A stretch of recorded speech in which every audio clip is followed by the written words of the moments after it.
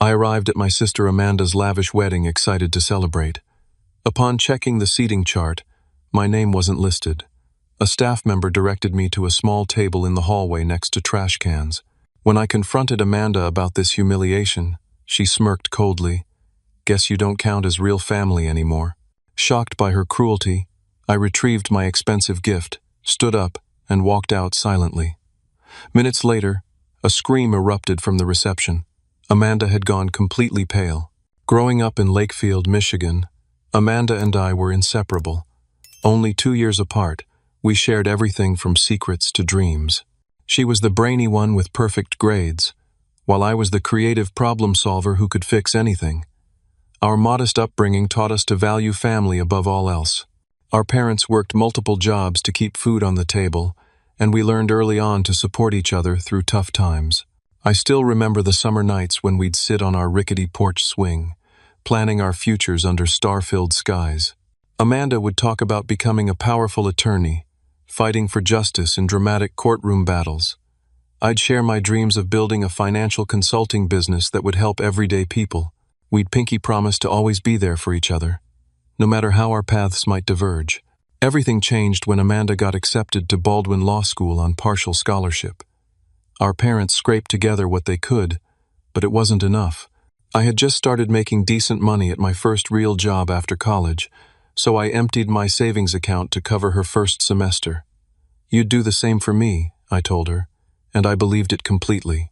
At law school, Amanda met Jack Westfield, heir to a legal dynasty with connections throughout the state. Their relationship moved quickly, and with each visit home, I noticed subtle changes in my sister. Her thrift store clothes were replaced by designer labels. Her speech incorporated new phrases and references I didn't understand. She began correcting my table manners when we went out for dinner. "It's just part of moving up in the world, Hamish," she'd explain with a condescending smile whenever I called her out. "You wouldn't understand because you've chosen to stay comfortable." Still, I remained supportive. When she called at midnight crying about failing a crucial exam, I drove 3 hours to her campus, bringing her favorite comfort foods and helping her study until dawn. When Jack temporarily broke up with her during their second year, I let her crash at my apartment for 2 weeks, listening to her heartbreak and reassuring her of her worth beyond any relationship. As her relationship with Jack rekindled and grew more serious, Amanda's visits home became rarer. She'd make excuses about workload, internship obligations, or events with Jack's family. Our parents noticed but said nothing, not wanting to seem unsupportive of her success. When the wedding invitation finally arrived, I was surprised to see I wasn't included in the wedding party. Amanda explained that Jack's family insisted on a balanced wedding party, meaning his 4 groomsmen required exactly 4 bridesmaids from her side. Since I was her only brother, I unfortunately didn't make the cut. I accepted this with grace, still excited to celebrate her special day. I spent weeks searching for the perfect gift, ultimately deciding on our grandfather's vintage Swiss watch. He had left it to me in his will, but Amanda had always admired it. I thought it would be meaningful, connecting her new life with our shared past. The week before the wedding, I tried calling Amanda several times to confirm details, but she rarely answered. When she did, conversations were rushed and impatient. I chalked it up to pre-wedding stress.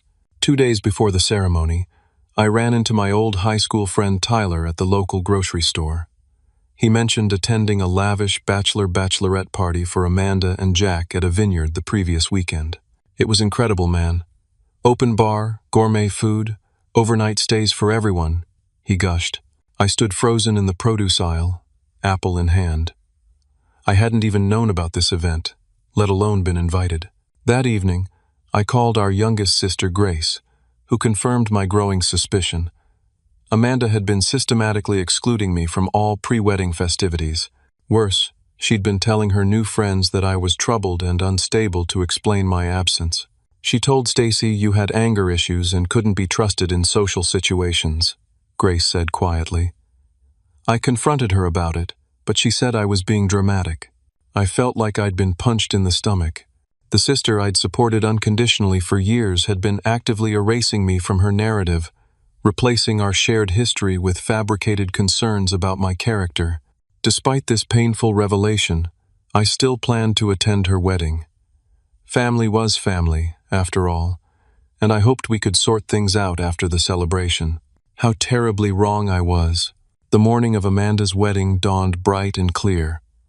I woke up early, carefully pressed my new suit, and polished my shoes to a military-grade shine.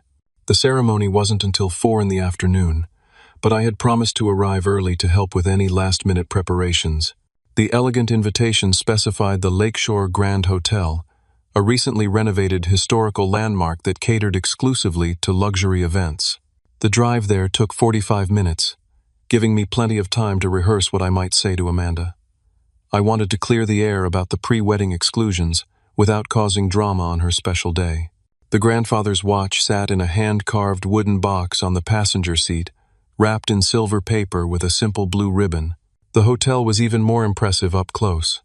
Limestone facade gleaming in the spring sunlight, valets in crisp uniforms managing a fleet of luxury vehicles, and cascades of white orchids framing the entrance. As I pulled up, I noted that my 5-year-old Toyota looked distinctly out of place among the Mercedes and BMWs. "Name for valet, sir?" asked a young attendant. "Hamish Carter. I'm the bride's brother." Something flickered across his face. Recognition? Surprise? Before his professional mask slipped back into place. He handed me a ticket and directed me to the Magnolia Ballroom on the 3rd floor. The elevator was mirrored, giving me one final chance to check my appearance. I adjusted my tie, patted down a stray hair, and practiced my most genuine smile. Whatever tension existed between Amanda and me, today was about celebrating her happiness. The Magnolia Ballroom had been transformed into a wonderland of crystal, silver, and white roses. A 12-piece orchestra was setting up in one corner, while florists made final adjustments to elaborate centerpieces. I spotted Amanda's future mother-in-law, Catherine Westfield, directing staff with military precision. She glanced up as I approached but gave no indication of recognition. "Excuse me," I said. "I'm Hamish, Amanda's brother. I'm here to help with anything that needs doing."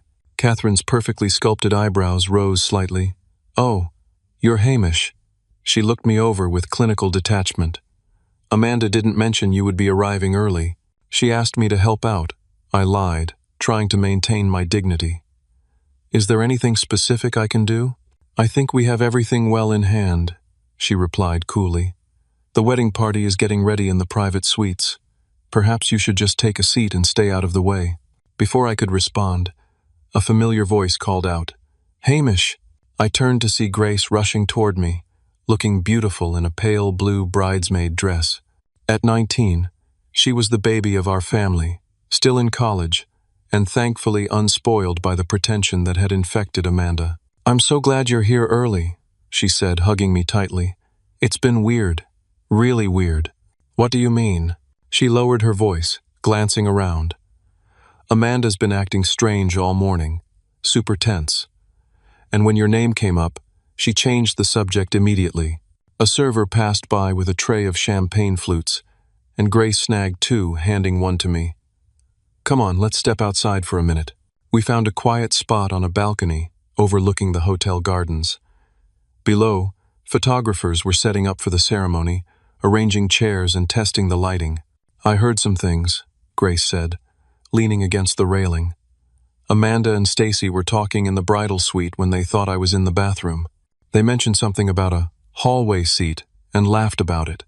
Then Stacy said, 'Are you sure this prank isn't going too far?' And Amanda just said, 'He deserves it after what he did.'"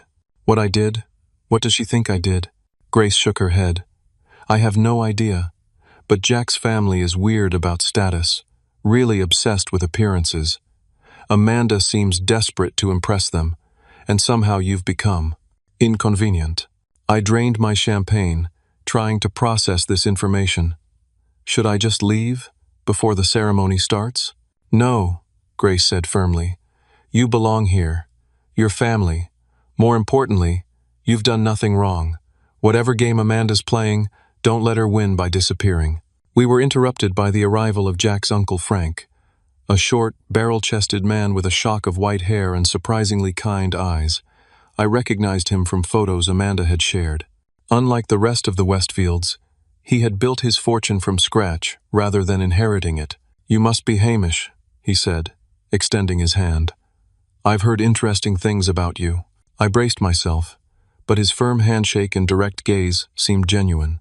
"All good things, I hope," I replied cautiously. "Mixed reviews," he said with a wry smile. "But I've learned to form my own opinions. Jack speaks highly of you." This surprised me. I'd only met Jack a handful of times, and our interactions had been cordial but distant. "That's good to hear. I don't know him well, but he seems to make my sister happy." Frank's expression shifted slightly. "Does he? Interesting." He glanced at his watch. "The ceremony starts soon. I should find my seat. Perhaps we can talk more at the reception." As he walked away, Grace squeezed my arm. "I need to get back to the bridal party. Will you be okay?" "Of course," I assured her. "It's just a wedding. What's the worst that could happen?"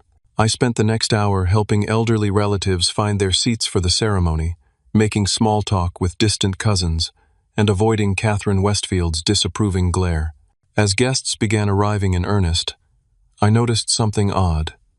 People I'd never met were looking at me with expressions ranging from curiosity to pity to barely concealed amusement.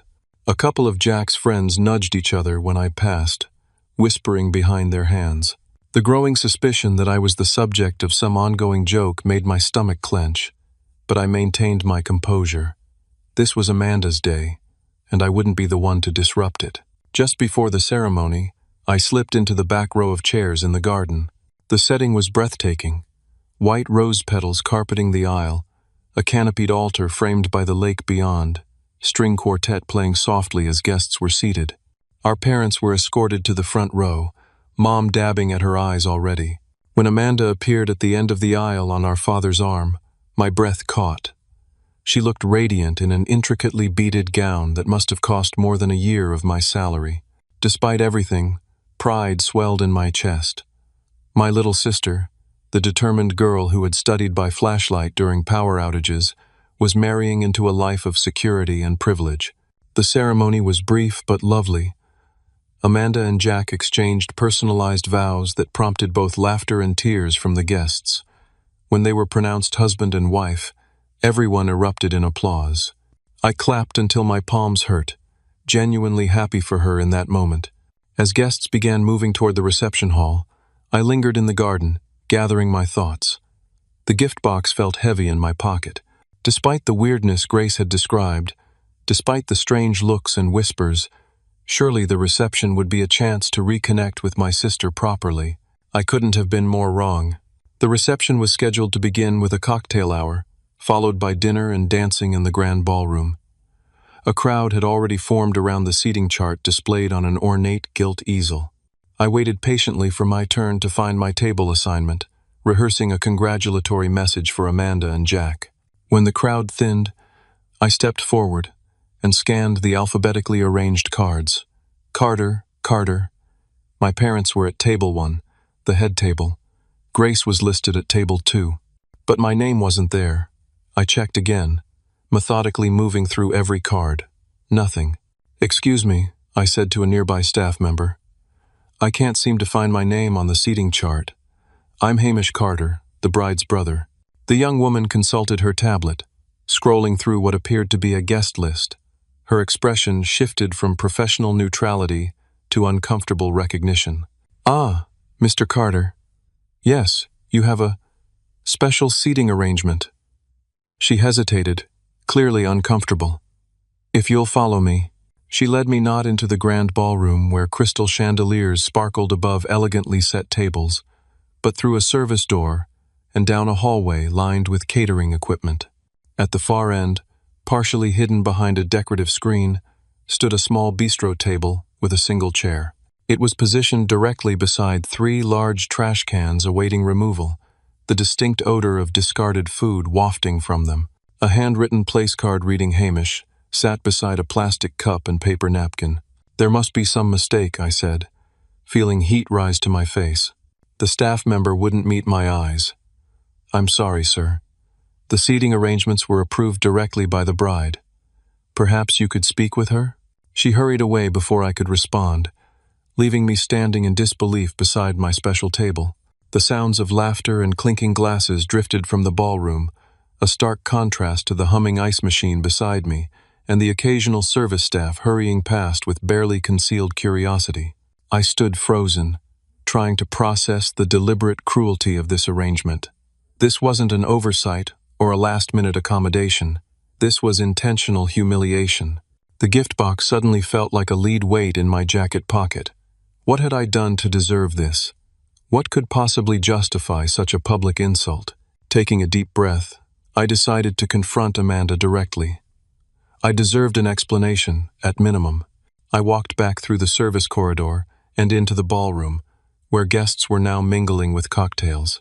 Amanda stood in a circle of admirers, radiant in her wedding gown, laughing at something Jack's father had said. I approached slowly, waiting for a break in the conversation. When she saw me, her smile faltered for just a moment before returning, now brittle and forced. "Hamish, you made it." Her voice was artificially bright. "Could I speak with you privately for a moment?" I kept my tone neutral, conscious of the curious glances from those nearby. "I'm a little busy right now, as you can see." She gestured vaguely at the reception. "It's important. About the seating arrangement." Her eyes hardened slightly. "Is there a problem?" "You know there is." I've been seated in the hallway next to the trash cans. A few of her friends exchanged glances. One poorly suppressed a laugh. "Oh, that," Amanda said dismissively. "We ran out of space in the ballroom. I'm sure you understand. The Westfields had so many important guests to accommodate." "You put me in the hallway," I repeated, struggling to keep my voice steady. "Your own brother." She leaned in, dropping her voice. "Honestly, Hamish, be grateful you're here at all. After everything you've put this family through, you're lucky I didn't have you turned away at the door." I stared at her, genuinely confused. "What are you talking about? What have I supposedly done?" Her perfect smile never wavered, though her eyes remained cold. "Playing innocent doesn't suit you. Now, if you'll excuse me, I have guests to attend to, important people. Guess you don't count as real family anymore." The casual cruelty of her words hit me like a physical blow. This wasn't my sister. This was a stranger wearing her face. In that moment, I made my decision. Without another word, I turned and walked back to the hallway table. I picked up the place card with my name, folded it carefully, and placed it in my pocket. Then I took out the gift box, looked at it one last time, and returned it to my jacket. With quiet dignity, I walked back through the ballroom, past clusters of laughing guests, past my confused parents who tried to wave me over, past Grace whose eyes widened in alarm. I walked straight to the exit, never breaking stride. In the grand foyer, I nearly collided with Frank Westfield, who was returning from what appeared to be a phone call. "Leaving so soon?" he asked, genuine concern in his voice. "I wasn't welcome," I said simply. Amanda made that quite clear. His eyes narrowed. "What happened?" Briefly, I explained the hallway seating and Amanda's response. Frank's expression darkened. "That's unacceptable. Let me speak to her." "Please don't," I said. "It would only create more drama. This is her day, a day she'll regret, I suspect." He handed me his business card. "I'd like to continue our conversation sometime. I have a feeling there's more to this story than meets the eye." I pocketed the card and continued to the valet stand. As I waited for my car, I heard a commotion from inside, raised voices, then what sounded like a scream. I didn't turn back. Whatever was happening, it was no longer my concern. The valet brought my car, and I slipped him a $20 tip, extravagant for my budget but somehow satisfying in the moment. As I drove away from the Lakeshore Grand, I felt a complex mixture of emotions: humiliation, anger, grief, but also, surprisingly, relief. The sister I'd loved was gone, replaced by someone I no longer recognized.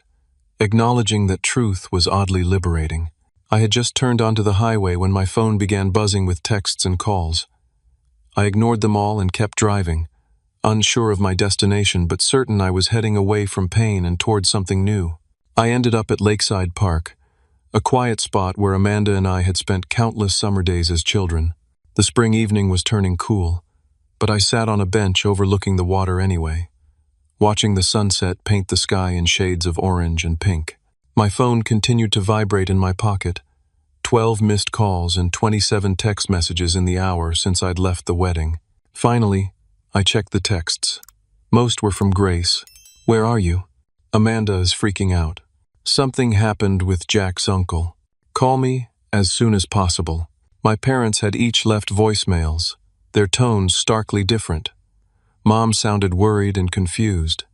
Dad sounded angry, though whether at me or Amanda wasn't clear. I was about to call Grace when my phone rang again. It was her. "Hamish. Thank God. Where are you?" "At the park by the lake. What's going on?" "Everything exploded after you left. Uncle Frank confronted Jack about your seating arrangement, which apparently Jack knew nothing about. Then he announced to everyone nearby that he was reconsidering his investment position, given the character demonstrated today." Amanda freaked out completely. "Investment position?" "Yeah, turns out Frank is the main financial backer for the law firm where Amanda and Jack are supposed to start working after the honeymoon." Amanda literally screamed when she found out who he was. Then she started blaming Stacy for the seating idea, which Stacy denied. It's a total mess. I absorbed this information silently. Karma had been swift, but I took no pleasure in it. "I'm coming to find you," Grace said. "Don't move." 20 minutes later, her boyfriend's car pulled into the parking lot. Grace rushed over and enveloped me in a fierce hug. "I'm so sorry," she whispered. "I had no idea it would be that bad. I knew something was off, but not that." We sat on the bench together, the evening growing darker around us. "Why?" I asked finally. "What did I supposedly do that justified treating me like garbage?" Grace looked uncomfortable. "She's been telling people different stories. To the Westfields, she said you had addiction problems and couldn't be trusted around an open bar. To her law school friends, she hinted that you had inappropriate boundaries and made her uncomfortable. To Stacy and the bridesmaids, she said you'd stolen money from our parents and were only coming to the wedding to ask for more. Each fabrication felt like another knife in my back. None of that is remotely true. I know that. Mom and Dad know that. But Amanda's been so determined to present herself as someone who overcame a difficult background. She needed villains in her origin story. You became the main one. We were interrupted by my phone ringing again. Our parents. "We need to go to their house," Grace said. "They're trying to figure out what's happening. Amanda and Jack are there too." The thought of facing Amanda again so soon made my stomach clench, but I nodded. This confrontation was inevitable. Our parents' modest two-story home looked exactly as it always had. The porch swing where Amanda and I had shared our dreams, still hanging slightly crooked, Mom's flower beds neat but not showy, Dad's ancient Buick in the driveway. It felt surreal to be returning here directly from the opulent fantasy world of Amanda's wedding. Inside, voices were already raised. In the living room, Amanda, still in her wedding gown, though now with mascara streaked down her face, was gesturing wildly. Jack sat stiffly beside her on the sofa. Our parents stood near the fireplace, looking shell-shocked. Everyone fell silent when Grace and I entered. "Hamish," Mom started, stepping forward. "What happened? Why did you leave the wedding?" Before I could answer, Amanda jumped in. "He made a scene. He embarrassed me in front of everyone because he wasn't seated at the head table. It was completely selfish." "That's not what happened," I said quietly. "Tell them where I was seated, Amanda." We had limited space in the ballroom. I was put at a small table in the service hallway next to the trash cans. I interrupted, looking directly at our parents. My place setting was a paper napkin and a plastic cup. Every other guest was in the ballroom at proper tables. Mom's hand went to her mouth. Dad's expression darkened. "That can't be right," he said. "Ask any of the staff," I replied. "Ask Grace." When I confronted Amanda, she told me I should be grateful to be invited at all, and that I don't count as real family anymore. All eyes turned to Amanda, who suddenly seemed to deflate. "It wasn't my idea," she said weakly. Stacy thought. "Stop lying," Grace cut in. "I heard you and Stacy talking about the hallway seat prank this morning. You were laughing about it. Amanda's expression hardened. Fine. Yes, I put Hamish in the hallway.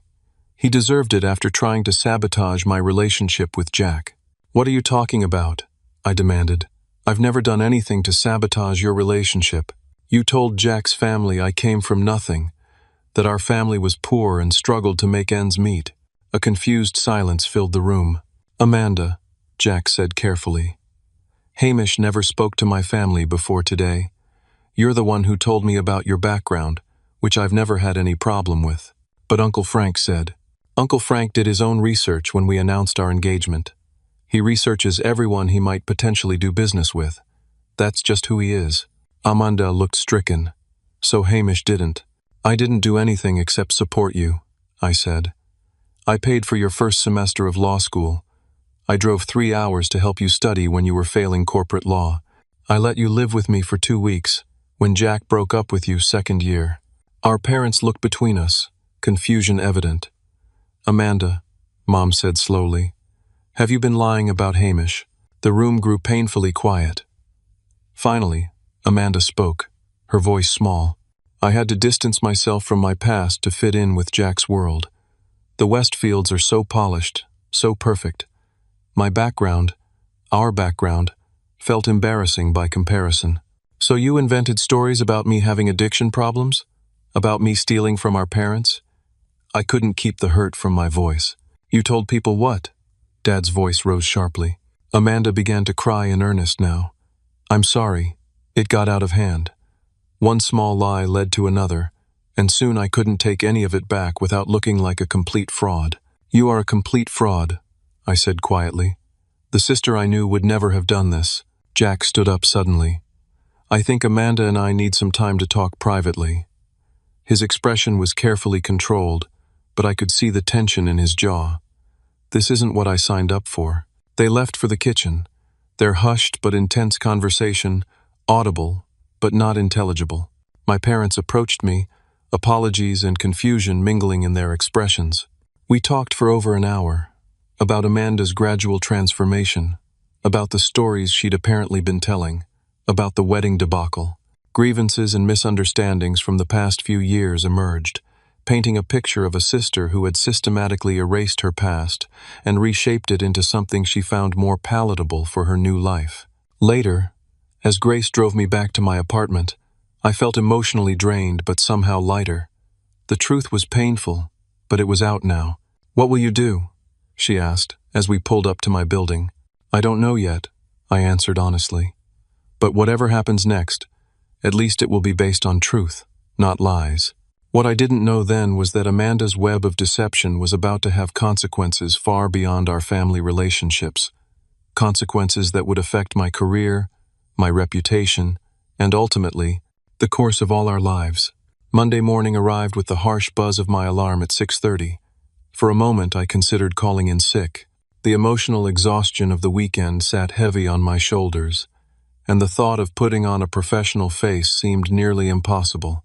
But 5 years at Preston Financial Partners had taught me the value of showing up, especially when it was difficult. I'd spent Sunday ignoring calls from Amanda and fielding concerned check-ins from our parents. No one had heard from Jack since he and Amanda had left our parents' house. According to Mom, Amanda had moved temporarily into their guest room, refusing to discuss what had happened after they left. The Preston Financial offices occupied 3 floors of a sleek downtown building. As the elevator doors opened on the 22nd floor, I straightened my tie and tried to push family drama from my mind. I had client meetings scheduled and portfolio reviews to complete, real-world responsibilities that wouldn't wait for personal crises to resolve. I had just settled at my desk when my assistant Diane appeared in the doorway, her expression concerned. Hamish, Marcus wants to see you in the conference room. Right now.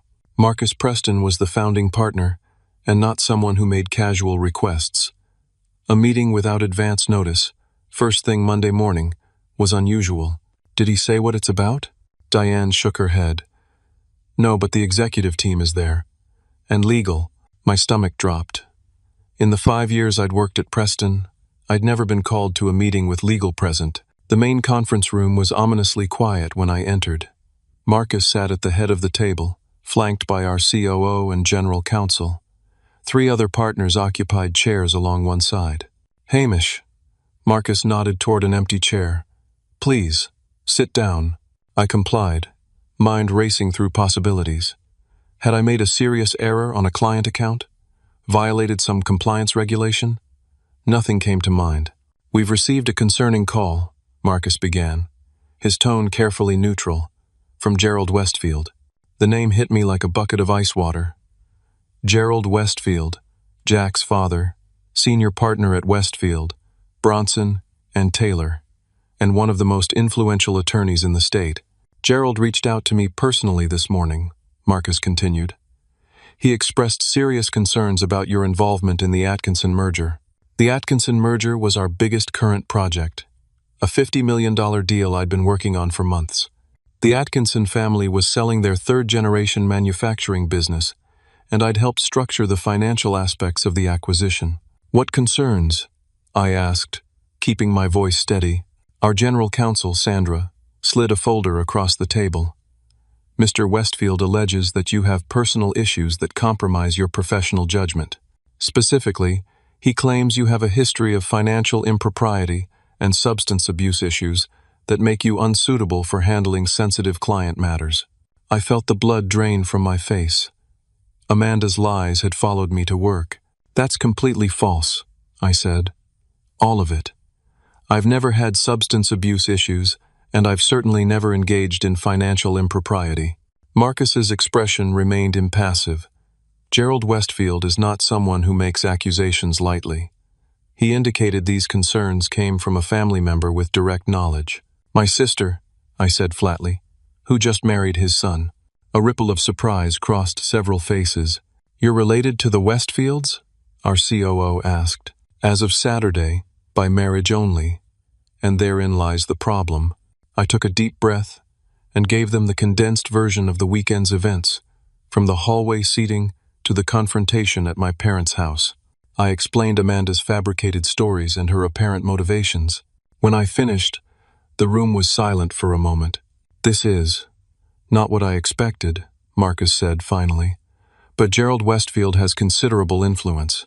The Atkinsons specifically requested that his firm handle the legal aspects of the merger. If he pushes them to question your involvement, we could lose the entire deal," Sandra finished. "Based on complete lies," I pointed out, frustration rising. "I've never given anyone at this firm reason to doubt my character or competence."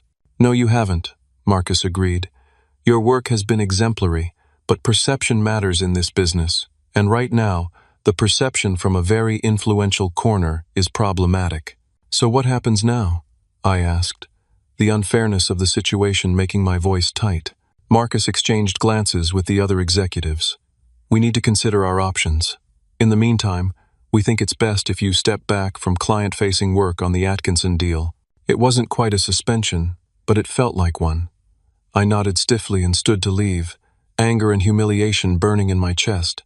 "Hamish," Marcus called as I reached the door. "For what it's worth, I believe your version of events, but we need to handle this carefully." I spent the rest of the morning in my office with the door closed, alternating between fury and disbelief. Amanda's lies weren't just hurting family relationships anymore, they were threatening my career.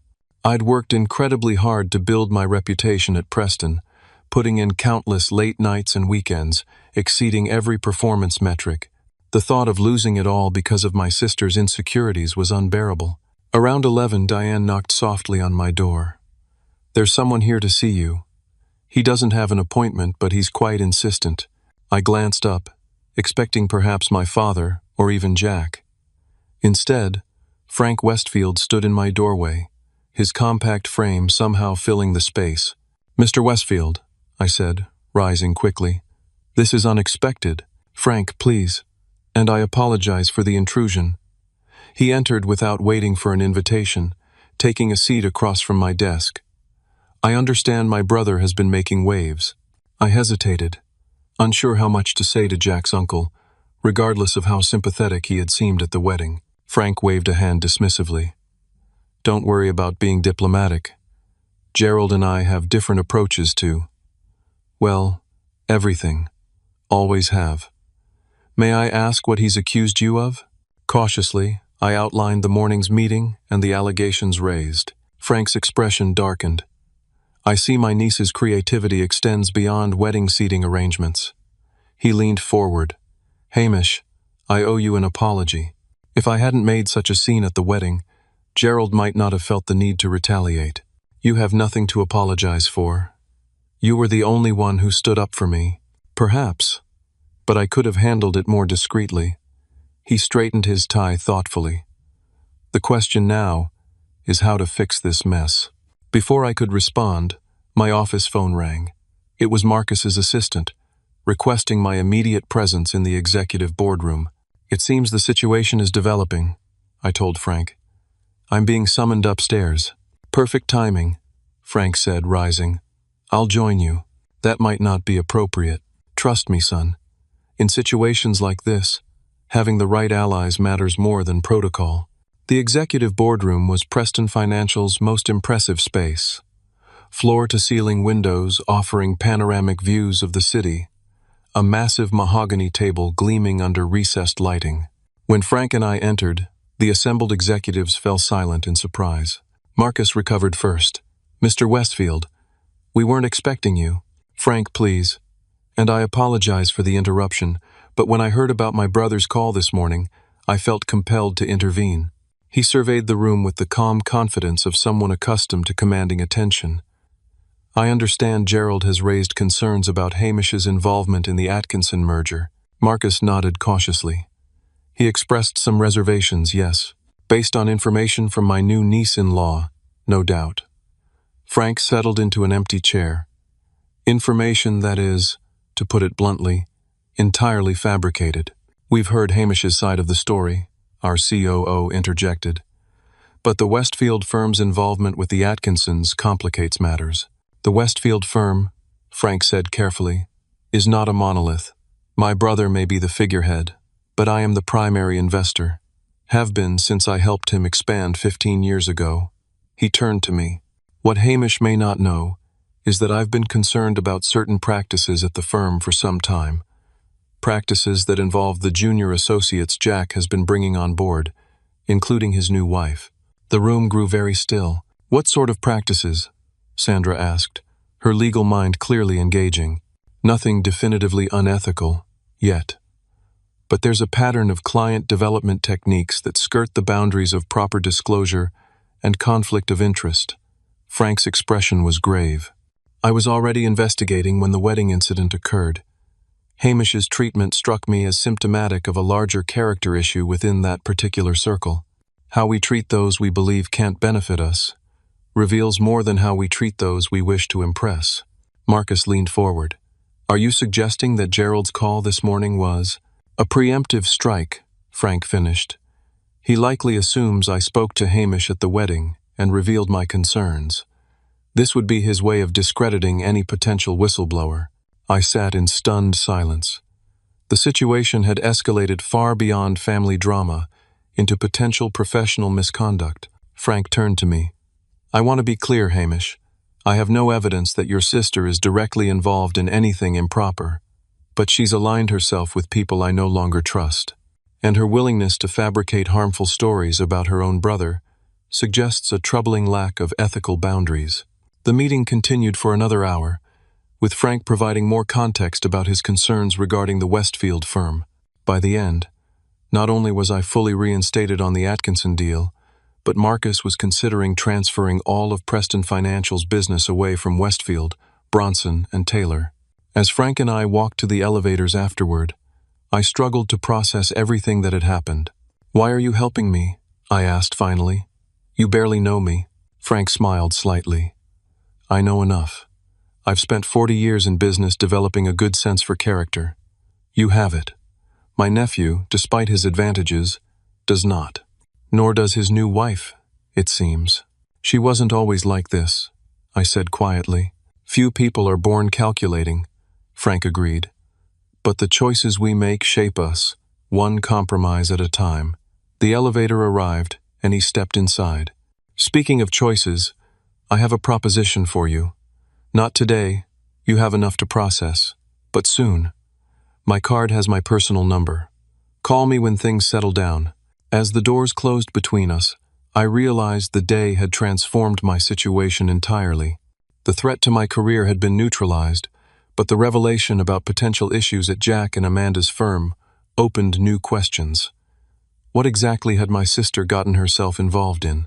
And what proposition did Frank Westfield have in mind? I returned to my office, mind racing with possibilities. Whatever came next, one thing was clear. The fallout from Amanda's wedding was far from over. 3 weeks passed in a blur of work and awkward family dynamics.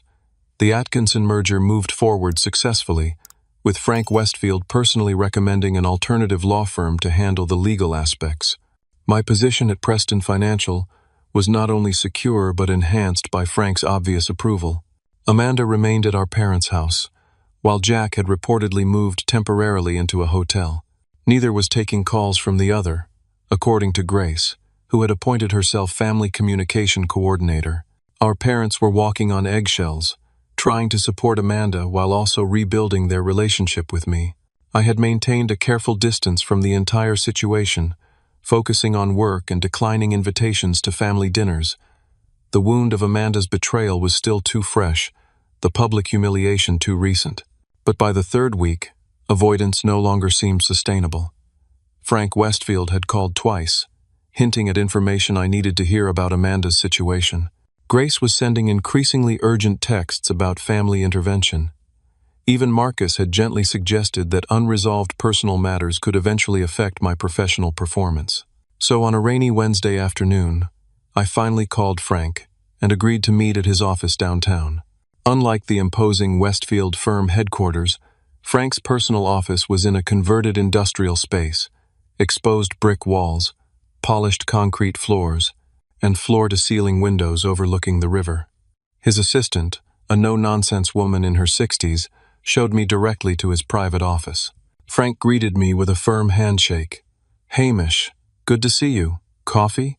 I accepted, and we settled into comfortable leather chairs near the windows. "I've been gathering information," Frank said without preamble, "about the situation at my brother's firm, specifically involving Jack's team. And Amanda," I added. "Yes, though her role appears to be more peripheral than I initially feared." He slid a folder across the small table between us. "What I've found is a pattern of aggressive client development practices. Not quite illegal, but certainly unethical by industry standards." I opened the folder to find printouts of emails, financial reports, and what appeared to be internal memos. "Jack has been leading a team of junior associates in targeting potential clients who are already represented by competing firms," Frank explained. "They've been using privileged information obtained through social connections to identify vulnerabilities in existing attorney-client relationships." "Is that illegal?" I asked, scanning the documents. "Not explicitly, but it violates American Bar Association ethical guidelines and could result in sanctions. More importantly, it creates a culture of corner-cutting that inevitably leads to more serious breaches." Frank's expression was grave. "I've invested in my brother's firm for decades, but I won't be associated with this approach to business. I've already begun divesting." "What does this have to do with Amanda?" Frank leaned back in his chair. "Your sister appears to have been recruited specifically because of her eagerness to prove herself and her lack of existing connections in the legal community. She's been tasked with socializing with the spouses and family members of potential clients, gathering information that Jack's team can use." The realization hit me. That's why she was so desperate to distance herself from our family. She was creating a new persona that would appeal to these social circles. Precisely. And when you remained a link to her actual background, you became inconvenient to the narrative. I sat with this information, trying to process its implications for Amanda. "There's more," Frank said quietly. "The firm partnership vote happens next month. Gerald promised Jack and Amanda early partnership tracks when they joined. But in light of my investigation and subsequent divestment, those promises are now in jeopardy. How much trouble are they in? Professionally, they could face ethics committee reviews, possibly even suspension of their licenses in the worst case. Financially, the partnership would have doubled their current salaries and provided profit sharing. Without it, They're facing a significant lifestyle adjustment, especially given the wedding expenses and the house they've purchased. I thought about the elaborate wedding, the luxury venue, the dozens of important guests. How much had Amanda and Jack overextended themselves based on promises of partnership and prosperity? "What are you planning to do?" I asked. "That depends partly on you," Frank replied. "I've already spoken with my brother. Gerald knows I'm aware of the ethical issues and that I'm withdrawing my investment. What he doesn't know is whether I plan to make formal complaints to the Bar Association." "And do you?" Frank studied me for a moment. "I believe in consequences, Hamish. But I also believe in second chances when there's potential for genuine change. Jack is my nephew, despite his poor choices, and Amanda is your sister." I understood then what he was suggesting. "You want me to confront her with this information, to give her a chance to course correct before formal complaints are filed. I want you to decide what would be most constructive. Revenge might feel satisfying in the moment, but it rarely builds anything worthwhile." I left Frank's office with the folder of evidence and a heavy sense of responsibility. What Amanda had done to me was deeply personal and hurtful. But did I want to be instrumental in the potential destruction of her career? Would that bring any real resolution, or just perpetuate the cycle of harm? After a restless night of contemplation, I made my decision. The next morning, I called Amanda directly for the first time since the wedding. "Hamish." Her voice was small and uncertain. "I didn't expect to hear from you. We need to talk. Not at Mom and Dad's, somewhere neutral." A hesitation. "Okay, where?" "The coffee shop near your office. Noon today." She agreed without argument, which itself indicated how much had changed. The pre-wedding Amanda would have insisted on choosing the location, the time, controlling every aspect of the interaction. The coffee shop was busy with the lunch rush when I arrived. I selected a table in the back corner, away from the main traffic flow, and ordered a black coffee. Amanda arrived precisely at noon, looking significantly different from the radiant bride of 3 weeks prior. Her designer clothing had been replaced by a simple blouse and slacks. Her makeup was minimal, her hair pulled back in a simple ponytail. She looked younger, more vulnerable, and startlingly similar to the sister I'd grown up with. She sat across from me, hands wrapped around a mug of tea. "Thank you for agreeing to meet me." "I was the one who called you," I pointed out. "Still, after everything, I wouldn't have blamed you for cutting me off completely." She looked up, meeting my eyes for the first time. "I'm so sorry, Hamish. What I did was unforgivable." I studied her, trying to gauge the sincerity of her apology. "Why did you do it?" "Really?" She was quiet for a long moment. "It started small. When I first met Jack's family, I was intimidated by their wealth, their connections. I wanted to fit in, so I polished my background a little, made our family sound more established than we were." "That's understandable," I said. "But how did you get from that to telling people I had addiction problems and stole from our parents?" Amanda's eyes filled with tears.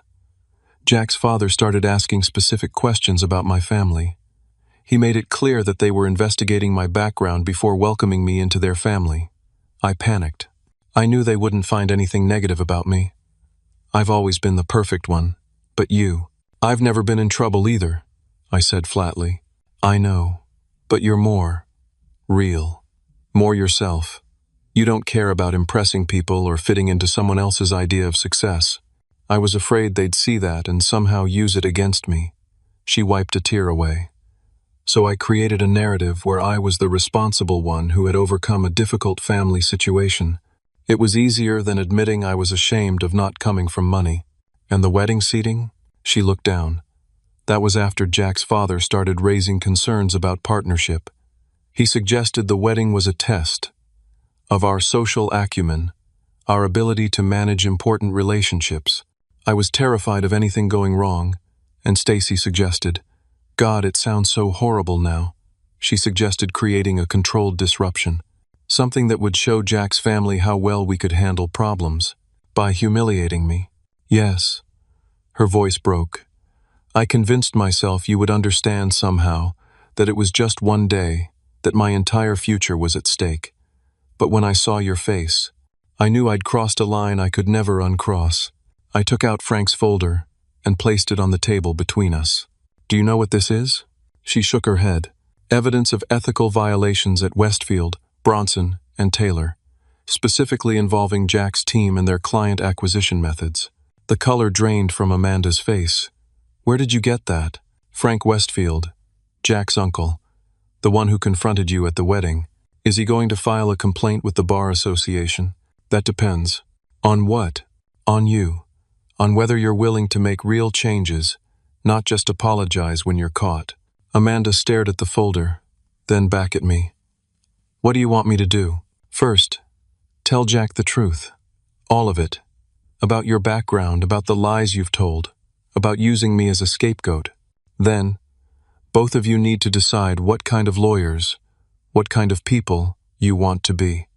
Frank is willing to help you transition to a firm with better ethical standards, but only if you commit to actual change. And if we don't, then he files formal complaints, and your careers are potentially over before they've really begun." Amanda's hands trembled slightly as she reached for the folder. "Can I take this to show Jack?" I nodded. "Frank has copies." She gathered her things to leave, then paused. "Why are you doing this, Hamish? After what I did to you, why help me at all?" I considered the question carefully, because I remember the sister who used to share her dreams with me on the porch swing, because despite everything, I believe that person still exists somewhere inside you, and because continuing the cycle of hurt won't heal either of us. Amanda's eyes filled with tears again. "I don't deserve a brother like you." "No," I agreed, "you don't. Not yet. But maybe someday you will." As she left, I felt a strange mixture of emotions, lingering hurt, cautious hope, and an unexpected sense of peace. I had given Amanda a chance at redemption not because she deserved it, but because offering it was the right thing to do. Whatever she chose to do with that chance would reveal who she truly was, beyond the facades and fabrications. What I didn't anticipate was how quickly everything would unfold after that meeting, or how completely all our lives would be transformed by the choices made in the coming days. 3 months passed, bringing with them a summer of profound change. The confrontation at the coffee shop had set in motion a series of events that reshaped all our lives in ways I could never have predicted. The day after our meeting, Amanda showed the folder to Jack. According to Grace, their conversation lasted through the night. Tears, recriminations, hard truths, finally spoken aloud. By morning, they had made a decision that shocked everyone. They would both resign from Westfield, Bronson, and Taylor. Jack called his Uncle Frank directly, admitting his involvement in the unethical practices and expressing genuine remorse. Amanda reached out to our parents, confessing everything, not just about the wedding, but about all the lies she had told over the years. She even called a handful of mutual friends to correct the false narratives she had spread about me. The changes weren't just professional. Amanda and Jack sold their expensive house, moving into a modest apartment while they reassessed their priorities. They postponed their honeymoon indefinitely, using the refunded deposits to start repaying the wedding costs. Meanwhile, Frank Westfield made good on his promise. Rather than filing formal complaints, he helped Jack and Amanda find positions at a smaller, more ethically minded firm. The positions came with significant pay cuts and no partnership track, but they offered something more valuable, the chance to rebuild their careers on a foundation of integrity rather than appearance. As for me, Frank's proposition turned out to be an unexpected business opportunity. He had been impressed by my work on the Atkinson merger and by my handling of the family crisis. He offered to back me in starting my own financial consulting firm, focusing on small to medium businesses, the kind of clients who were often overlooked by larger firms like Preston. After careful consideration, I accepted. We launched Carter Financial Partners in August, with Frank as a silent partner and mentor. The work was challenging but deeply satisfying, helping family-owned businesses navigate succession planning, supporting entrepreneurs from diverse backgrounds, creating financial strategies that prioritized long-term stability over quick profits. My relationship with Amanda remained cautious but healing. We began with weekly phone calls, then gradually progressed to occasional dinners. The sister I remembered from childhood emerged more with each conversation, the sharp intelligence now tempered with humility, the ambition balanced by a growing sense of purpose beyond status. Which brings us to today, a crisp October evening, 3 months after the wedding disaster. Our parents had insisted on hosting a family dinner to celebrate my new business venture. As I pulled into their driveway, I noticed Amanda's car already parked out front. Inside, the atmosphere was tentatively festive. Mom had prepared all my favorite foods, and Dad had hung a hand-painted congratulations banner across the living room. Grace and her boyfriend were arranging a small pile of gifts on the coffee table. Jack stood somewhat awkwardly by the window, still finding his place in our family dynamic. And Amanda was in the dining room, setting the table. "Hamish!" Mom enveloped me in a fierce hug. "We're so proud of you." "Thanks, Mom." I returned her embrace, then greeted Dad and Grace. Amanda approached last, carrying what appeared to be place cards. "I assigned the seating," she said with a small smile. "Hope that's okay." A beat of silence. Then we both laughed, the shared joke easing some of the lingering tension between us. Dinner was surprisingly comfortable. Jack, freed from the pressure to impress, revealed a dry sense of humor I'd never seen before. My parents shared embarrassing childhood stories. Grace announced she'd been accepted to graduate school. Throughout it all, Amanda remained noticeably quiet, watching the interactions with thoughtful attention. As Mom brought out dessert, Amanda stood and tapped her glass for attention. "I'd like to say something, if that's okay." She looked at me. "Hamish, I know this dinner is supposed to be about celebrating your new business, and we are all so incredibly proud of what you're building. But I need to acknowledge something important first." She took a deep breath.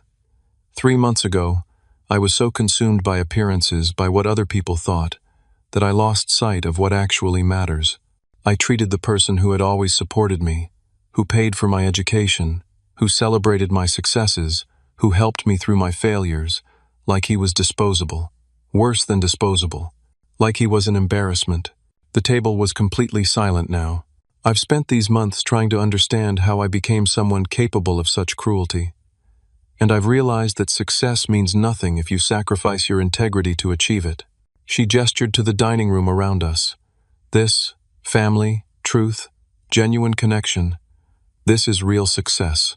She reached under the table and produced a small box wrapped in silver paper with a blue ribbon, identical to the wedding gift I had taken back that day. I can't undo what I did at the wedding, but I can acknowledge it, learn from it, and try every day to be worthy of the second chance I've been given. She placed the box beside my plate. "This isn't the same as what I lost, but I hope it can be a new beginning." With uncertain hands, I unwrapped the gift. Inside was not the grandfather's watch I had planned to give her, but a new one, simple, elegant, and engraved on the back. "Time reveals true character. Thank you for showing me mine." I looked up to find Amanda watching me anxiously. "It's perfect," I said quietly. Later, as the evening wound down, I found myself on the front porch with Amanda, sitting on the old swing just as we had countless times growing up. The night was cool, stars visible above us in the clear autumn sky. "Do you remember when we used to plan our futures out here?" she asked. "Every detail," I replied. "You were going to be a crusading attorney, fighting for justice in dramatic courtroom battles." She laughed softly. "Reality turned out a bit different. It usually does. Are you happy, Hamish? With your new company? With how things turned out?" I considered the question carefully. I am. Not because everything is perfect. It's not. Building something from scratch is harder than I expected. But it's mine. Built on my values, helping the kind of people I care about. That matters more than I realized. "I think I'm learning that too," Amanda said. "The new firm isn't prestigious or wealthy. Most of our clients are regular people with regular problems. But the work feels clean, meaningful." She glanced at me. "Jack's changing too. You might actually like him if you gave him another chance." "I'm working on it," I promised. We fell into comfortable silence, the porch swing creaking gently as we rocked. "You know what I've been thinking about lately?" Amanda said finally. "That table in the hallway, next to the trash cans. How perfectly it symbolized what I'd become, someone willing to throw away what mattered for what impressed. Poetic justice, I agreed. Life rarely offers such perfect metaphors. She turned to face me directly. I know I've said it before, but I am truly sorry, Hamish, for all of it. I know you are, and I forgive you, not because what you did was okay, but because holding on to anger would only hurt both of us more. When did my little brother get so wise? She asked with a sad smile. Probably around the same time my big sister remembered who she really is. As we continued talking late into the night, I reflected on the strange journey of the past 3 months. From the public humiliation at the wedding, to the professional threat at work, from confrontation to reconciliation, all of us had been transformed in ways we couldn't have anticipated. Amanda would never again be the idolized big sister of my childhood. But perhaps she could become something more valuable. A real person, flawed but self-aware, capable of both terrible mistakes and genuine growth. Our relationship would never be perfect, but it could be authentic, built on truth rather than appearances, on mutual respect rather than obligation. Life offers few neat resolutions. Relationships damaged by betrayal don't heal overnight.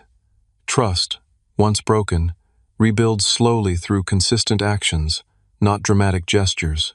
But sitting there on that creaky porch swing with my sister, I felt something I hadn't expected to feel again. Hope, not just for her redemption, but for all of us.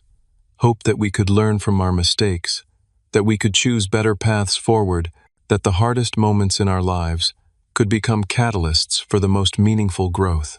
The wedding seat in the hallway had been meant as my humiliation. Instead, it became a turning point that freed me from others' expectations and opened the door to a more authentic life. Sometimes, walking away from where you're not valued is the first step toward finding where you truly belong. If you've ever faced rejection or betrayal from those who should have valued you most, I hope my story reminds you that such moments don't define your worth. They reveal the character of others, not your own. And sometimes, what begins as heartbreak can become the unexpected foundation for something far better than what you lost. Have you ever had to walk away from a toxic situation to preserve your dignity? How did it change your life? Please share your experiences in the comments below. And if this story resonated with you, please like, subscribe, and share it with someone who might need to hear it. Thank you for listening. And remember, sometimes the bravest thing you can do is walk away, and the most powerful thing you can offer is forgiveness, even when it isn't deserved.